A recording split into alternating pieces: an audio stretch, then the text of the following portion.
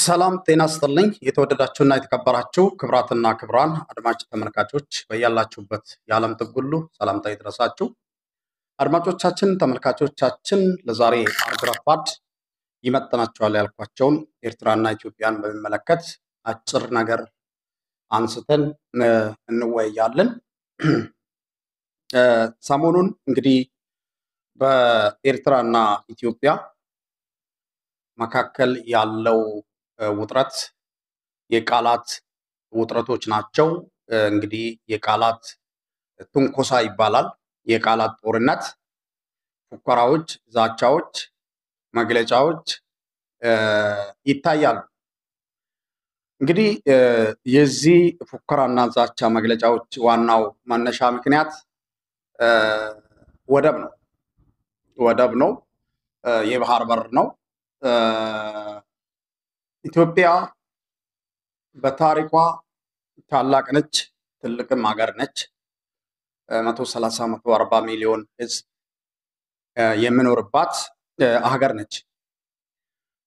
ኢትዮጵያ ውስጥ በርካታ ብሔር ብሔረሰቦች እንዲሁም ኤርትራኖችም በብዛት ሰርቶ ገብቶ የሚወጡባት ሀገር ነች። ባለፈው ጊዜ በነበረው የጋራ ስምምነት ሁለቱ ህዝቦች እንዴት አይነት ፍቅር እንደነበራቸው እና ሰላም መምጣቱ ለሁለቱ ህዝቦች እንዴት ደስታን እንደፈጠረ ብዙ ምልክቶች እና ብዙ ምሳሌዎችን ማንሳት ይቻላል። እንግዲህ እነዚህ ሁለቱ የሀገር መሪዎች ይህንን ነገር አድርጎ ሁለቱን ህዝቦች ሲያገናኙ እኛም በወቅቱ በጣም ተደስተናል። የኢትዮጵያ ጠቅላይ ሚኒስትር አብይ አህመድም የኖቤል ተሸላሚ ካደረጉት ጉዳዮች አንዱ የዚሁ የኤርትራና ኢትዮጵያ የሰላም ሂደት ነው። ይሄ የሰላም ሂደት አሁን ከየት ተነስቶ የት ደርሷል፣ እስከ የትስ ሄዷል ብለን ብንገመግመው እጅግ በጣም የሚያሳፍርም ነው። ምክንያቱም በዛ ልክ ቀለበት፣ በዛ ልክ ግድግዳ ፈርሶ ድልድይ ተገንብቶ በዛው ፍጥነት ደግሞ ቀለበቱም ወድቆ ድልድዩም ፈርሶ ወደ ግድግዳ የመጡበት ሁኔታ ነው ያለው። ከግድግዳም አልፎ እንግዲህ የታባክ መባባል የደረሰበት ሁኔታ ነው ያለው። እዚህ ላይ የኤርትራ ሚዲያዎችም የኤርትራ ሰዎችንም በተወሰነ መልኩ ጥቆም አድርጌ ለማለፍ የሚፈልገው ነገር ቢኖር ምንድን ነው፣ ህዝብንና ስርዓቱን የሚያራምዱትን ባለስልጣናቶችን ለይተን ማወቅ ያስፈልገናል። በኤርትራ ውስጥ የኤርትራ መንግስት ወይም ደግሞ የኤርትራ ባለስልጣናቶች በተመቻቸው ሰዓት በየሶሻል ሚዲያው ላይ እየወጡ በሚናገሩት ንግግሮች የኤርትራ ህዝብ ጥያቄ ነው ወይስ የግለሰቦች የባለስልጣናቶች ነው የሚለውን ትንሽ ፈታ አድርገን ውስጡን ማየት ያስፈልገናል። ምክንያቱም የሁለቱ ህዝቦች ፍቅር ስለተመለከትን ማለት ነው።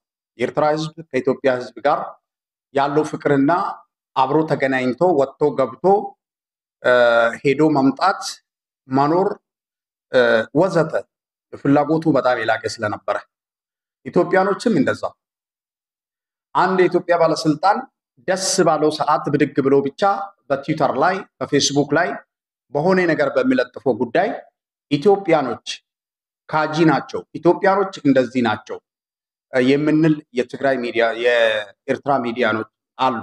ይሄ አግባብነት የለውም። ይሄንን እቃወማለሁ። ህዝብንና ባለስልጣንን ለይተን እንወቅ። አሁንም ህዝብ ውስጥ ችግር አለ ብዬ አላስብም። እኔ ኢትዮጵያዊ ነኝ። ህዝብ ውስጥ ችግር አለ ብዬ አላስብም።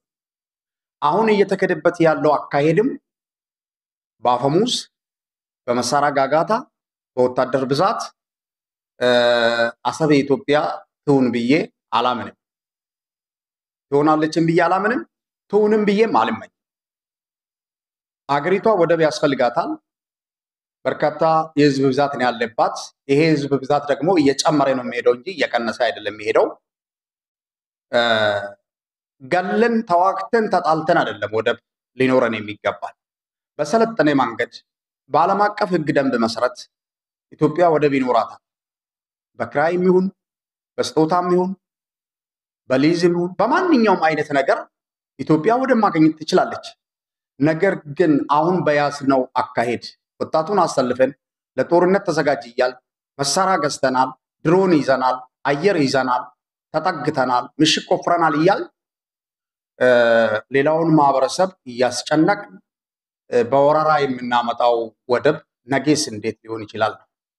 ብዙውን ጊዜ አንዳንድ የሀገራችን ፖለቲከኞች ገዢውን ፓርቲ የሚደግፉት አንዳንድ ጋዜጠኞች የሚሆኑ ዩቲዩበሮች፣ አክቲቪስቶች ወዘተ ተከፋይ ግለሰቦች አሉ። በህዝብ ብዛት ነው ካልኩሌት የሚያደርጉ ኢትዮጵያ 140 ሚሊዮን፣ 130 ሚሊዮን፣ 120 ሚሊዮን ወዘተ ይላሉ። ይሄ አይጠቅመንም ጎበስ። እኔ በዚህ አላምንም። ኤርትራ ውስን የሰው ኃይል ነው ያለባት፣ ትንሽ የሰው ኃይል ነው ያለባት፣ 6 ክልል ነች፣ 9 ብሔር ብሔረሰብ ነው ያለባት ይላሉ ወዘተ። በጣም የሚገርማችሁ ኤርትራ ውስጥ በአሁኑ ሰዓት ሰው በሰላም ወጥቶ እየገባ ነው። በቀን 3 ጊዜ እየበላ ነው፣ ወደዳችሁም ጠላችሁ። ለሰው ልጅ ደግሞ ዋና አስፈላጊነቱ ከሁሉም በላይ ሰላም ነው፣ ጸጥታ ነው፣ ዲሲፕሊን ነው፣ ዜጎች በሰላም ወጥቶ መግባት ነው። በኤርትራ ውስጥ በየትኛውም አውራጃ በየትኛውም ከተማ ያለምንም ላስቲክ ፍንዳታ ህብረተሰቡ ወጥቶ እየገባ ነው። ንብረቱን እንደፈለገ፣ መኪናውን እንደፈለገ፣ ባጃጁን እንደፈለገ እያሽከረከረ የዕለት ከዕለት ስራውን ሰርቶ ቤቱ ይገባል። ቤቱ ሄዶ በር አንኳኩቶ እየደበደበው የሚዘርፈው የሚቀበለው የለም። መንገድ ላይ እያገተ ይሄን አክል ካላመጣ አትመለስም የሚል የለም። ሐቁን እንነጋገር። እውነቱን ተናግረን የመሸበት ብናድር ይሻላል። 130 ሚሊዮን 140 ሚሊዮን ሆነን 140 ሚሊዮን ችግር እኮ ነው ይዘን የመጣ ነው ጎበዝ። እስኪ ምንድነው 130 ሆነን 140 ህዝብ ብዛት ይዘን እንዴት ነው ያለን? አንዳችን ለአንዳችን ስጋት ሆነን አይደለም እንዴ ያለን? ኢትዮጵያ ውስጥ አሁን ያለው ሰላም አለ ሲባላል ወይ? ሰላም የሚለው ስምስ ራሱ አለ ወይ ነው ኢትዮጵያ ውስጥ? የትኛው ክልል ላይ ነው? የትኛው ክፍለ ሀገር ላይ ነው ኢትዮጵያ ውስጥ አሁን ሰላም ያለው? እንዴት ነው ከኤርትራ ጋር ልንወዳደር የምንችለው? በህዝብ ብዛት ከተማዋ ሸብርቃለች፣ ከተማዋ እንደዚህ ሆናለች፣ ማብራት እንዲሆናል፣ ከተማዋ ሰልጥናለች። ይሄ ሁሉ ፍሬ ፈርክሲ ነው። ሰላም ከሌለ ማን ነው የሚኖርበት ከተማውን ጎበዝ? ትልቁ ነገር ለሰው ልጅ የሚያስፈልገው ሰላም። ሰላም ከሌለ ሁሉ ነገር ትርፍ ነገር ነው። ከዚህ ውጪ ኤርትራ ውስጥ ነፃነት የለም፣ ምርጫ የለም፣ ዲሞክራሲ የለም፣ ብዙ ፕሮፓጋንዳ ይበራል ኢትዮጵያ ውስጥ። እኔ ኤርትራ ውስጥ ያለውን ዲሞክራሲ፣ ኤርትራ ውስጥ ያለውን ምርጫ ለመኖር፣ ኤርትራ ውስጥ ያለውን የኢንተርኔት እቀባ 100% ደግፌያለሁ። ኢትዮጵያ ውስጥ ኢንተርኔት ተንበሽብሾ ይህንን ኢንተርኔት ለየትኛው ልማት ነው የተጠቀምነው? እስኪ እንነጋገር። ሻወር ከራስ ነው፣ ከራሳችን እንጀምር። ዝም ብለን የሆነች ሀገር ላይ ብቻ ሄደን ተለጥፈን ማቦጥቦጥ ሳይሆን እኔ ማን ነኝ ብለን ከራሳችን እንነሳ።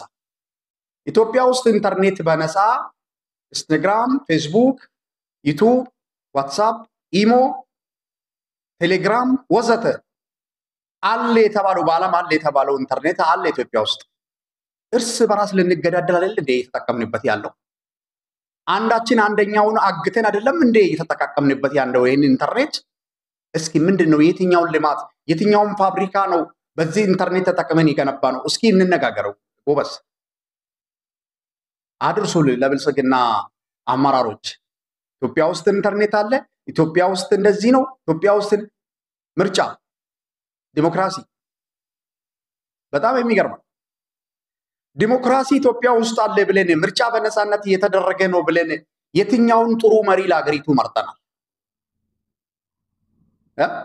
የትኛው መሪ ደና መሪ ለኢትዮጵያ ተመርጧል? እስኪ በዚህ በዲሞክራሲ በምርጫ ኢትዮጵያ ምርጫ ስላደረገች ወይም ኤርትራ ምርጫ ስላላደረገች ኤርትራ ከኛ በታች ነች ዲሞክራሲ የለም ብለን ኢትዮጵያ ውስጥ ዲሞክራሲ ኖሮ የትኛው መሪ ነው ኢትዮጵያን ህዝብ ብሔር ብሔረሰብ እኩልነትና አንድነት እንዲረጋገጥና ዜጋው በሰላም ወጥቶ እንዲገባ ያደረገው መሪ ማን ነው? በምርጫ አው ኢትዮጵያ ውስጥ ምርጫ አለ።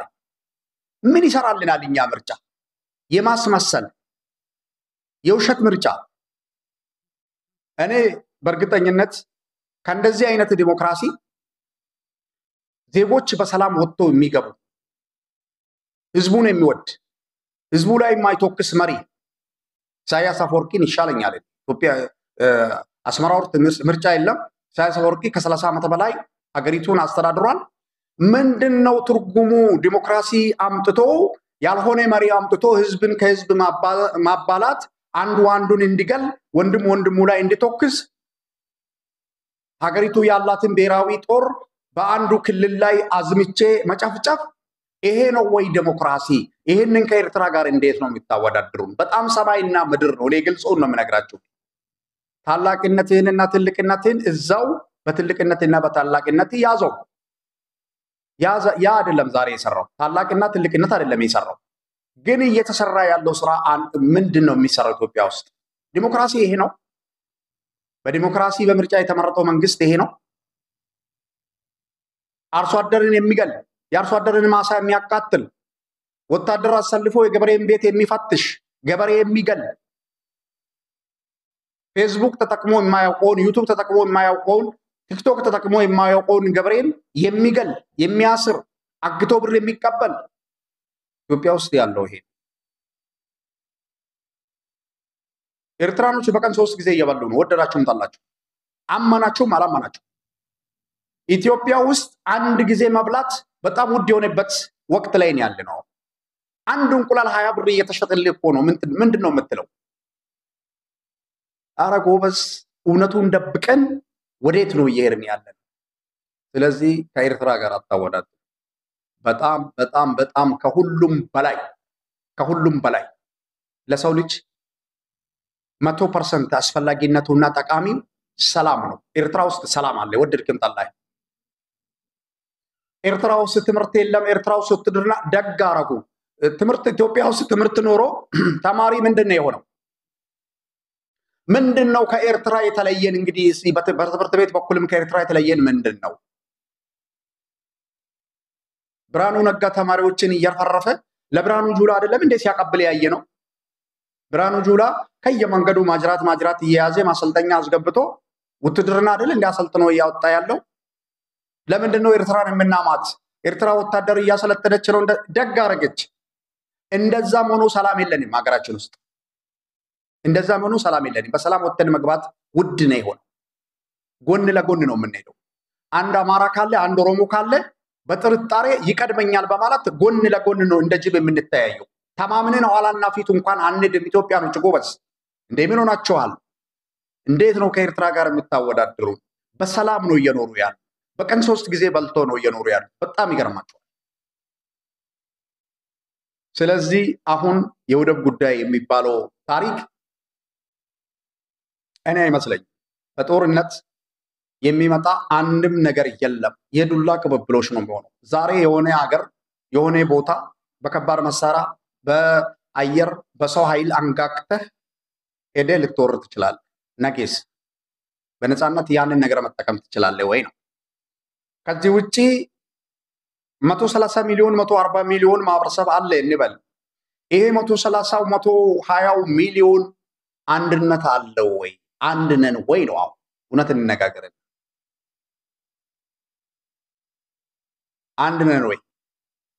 በአንድነት ተሰልፈን አንድ የሚቃጣብንን አደጋ ወይ ጦርነት መመከት እንችላለን ወይ? ጎን ለጎን ተሰልፈን መስዋዕትነት እንከፍላለን ብለን በቁርጠኝነት ሀገር ተወራለች፣ የምንወዳት የምናከብራት ሀገራችን ተወራለች ብለን እንቆማለን ወይ ነው አንዱ ስጋቴም ትልቁ አንዱ እዚህ ላይ ነው። ምክንያቱም አንተ እኔን እየገደልክ እኔ አንተን እየገደልኩ እንዴት አድርገን ነው አንድ ላይ መቆም የምንችለው? ጎበዝ እንዴት አድርገን በአንድ ገበታ እንበላለን? መጀመሪያ ሻወር ከራስ ነው። ሀገር ውስጥ ያለውን ጦርነት በሰላማዊ መንገድ መፍታት ያልቻለው ስርዓት ሌላ ሀገርን አንተን ከጎን አድርጌ ሌላ ሀገርን እንደዚህ ያደርጋለሁ ማለት ትልቅ ስህተት ነው። መካሪ ዘካሪ ማጣት ይመስለኛል። ምክንያቱም ቤት ውስጥ እየነደደ ያለውን እሳት ትተህ ጎረቤት ላይ እየነደደ ያለውን እሳት አጠፋለሁ ብለህ ብትሞክር በወጣበት ነው የምትቀረው። ይሄ ሊታወቅ ያስፈልጋል። ምክንያቱም እኛ አሁን አንድ አይደለም። አማራ ክልል 50-40 ሚሊዮን ህዝብ ጦርነት ላይ ነው ያለው። የመኖር አለመኖር እጣ ፋንታ ገጥሞታል። ከባድ ችግር ውስጥ ነው ያለው። በኢኮኖሚ ችግር ውስጥ ነው ያለው። በሕክምና ቁሳቁስ ችግር ውስጥ ነው ያለው። በሱቅ ሸቀጥ ችግር ውስጥ ነው ያለው። በግብርና ግብአት ችግር ውስጥ ነው ያለው። ወጥቶ መግባትም ችግር ውስጥ ነው ያለው አማራ ማህበረሰብ። እያንዳንዱ ከቤቱ ተፈናቅሎ በየበረንዳው የወደቀው በየመጠለያ ጣቢያ የወደቀው የድጋፍ ጥሪ እያሰማ ይገኛል። የሚሰማው አላገኘም። ቀደም ሲል የተወሰነች ብትን ብትን ተደርጋለት የሚደርሰው አሜሪካ ባወጣችው ፖሊሲ መሰረት የ90 ቀን እቀባ ከባድ ችግር ተፈጥሯል። አሁን ኢትዮጵያ ውስጥ ተፈናቃዮች በሰው ሰራሽም በተፈጥሮም ችግር ከቤት ንብረታቸው የተፈናቀሉት የድረሱልን ጥሪ እያሰሙ ይገኛል። በዚህ ውስጥ በአገሪቱ ውስጥ በአማራ ክልል፣ በኦሮሚያ ክልል፣ በቤንሻንጉል በሁሉም ቀጠና ዘረፋ ተጣጥፎ ቀጥሏል። ወንድም ወንድሙን እየበላ ነው። ወንድም ወንድሙ ላይ እየተኮሰ ነው። አባት ልጅ እየተኮሰ ነው። ልጅ አባቱን እየገደለ ነው። አባት ልጁን እየገደለ ነው። 140 ሚሊዮን 130 ሚሊዮን ህዝብ በእንደዚህ አይነት ተልካሻ ሁኔታ እርስ በርስ እየተዋጋን ያለ አንድነታችን የቱ ጋር ነው? ከሆነ ቦታ ዛሬ ኮሽ ብል በአንድነት መቆም እንችላለን ወይ? ሰራዊቱ ውስጥ ያለው መከፋፈል በሆነ አጋጣሚ ይፋ ይወጣል። አሁንም ብልጭ ብልጭ እያለ ይፋ እየወጣ ነው። ሙርከኞች እየተናገሩ አንድን ብሔር ያማከለ በሰራዊቱ ውስጥ እየተቋቋመ በዚህ ላይ ድንበር የማካለል ክፍለ ሀገሮችን ክልሎችን አገር የማድረግ ዘመቻዎች ራስን ችሎ የሽግግር መንግስት ማቋቋም ሙከራዎች ብዙ ውጣ ውረዳል። ኦሮሚያ ውስጥ መግባባት የለም። አማራ ውስጥ መግባባት የለም። የአማራ ብልጽግና ባለስልጣናቶች የክልሉን ህዝብ ካርታና ፕላን እየጠቆሙ እያስደበደቡት ይገኛል። እያሳሰሩት ይገኛል። እያስገደሉት ይገኛል። ወጣቱ ፋኖ ነው። ወጣቱን ካልጨረሳችሁ ፋኖ ሊጠፋ አይችልም ተብሎ በሚሊሻ ዘመቻ እንዲከፈትበት ተደርጓል። ይሄ አንድነታችንን ሳናስጠብቅ ለወደብ ጥያቄ ማንሳቱ ማንም የወደብ ፍላጎትና የወደብ ጥያቄን መልስ ይመልሳል ብዬ እምነት የለኝም። ኢትዮጵያ ውስጥ የኢትዮጵያ ህዝብ አሁን የወደብ ጥያቄ አለው ብዬ አልልም። አዲስ አበባ አካባቢ በቢሮ ደረጃ በብልጽግና መስሪያ ቤት ደረጃ ያሉት አንዳንድ ባለስልጣናቶች እና የስርዓቱ ደጋፊዎች ተጽፎ የተሰጣቸውን እያነበቡና እያጠኑ ወደብ ይበሉ እንጂ መላው የኢትዮጵያ ህዝብ የወደብ ጥያቄ አለው ብዬ አላስብም። ህዝቡ በሰላም ወጥቶ መግባት ነው ፍላጎቱ ጥያቄ። መጀመሪያ በሰላም ወጥተን እንግባ። ተሽከርካሪዎቻችን ሽልንግም ስሙንም ለቅሞ በሰላም ይመለሱ። እኛ በሰላም ወጥተን እንግባ። በተወደደ ኑሮ ውድነት ከቦታ ወደ ቦታ ተንቀሳቅሰን አንድን ሁለት አድርገን ሽጠን ገዝተን እንመለስ። በወጣንበት ቤት መመለስ አልቻልንም ነው ህዝቡ ጥያቄ እያቀረበ ያለው በአሁኑ ሰዓት እንጂ የወደብ ጥያቄ አለ ብዬ አይደለም። ከዚህ ውጪ መላው የአማራ ህዝብ እንደከዚህ በፊቱ በአረንጓዴ ቢጫ ቀለም ተሸውዶ ተሰልፎ መስዋዕትነት የሚከፍል ህዝብ አለ ብዬም አላስብም አሁን ባለው አስተላለፍ። ምክንያቱም እሱ ራሱ ባለ ጉዳይ ነው። እሳት እየነደደበት ይገኛል።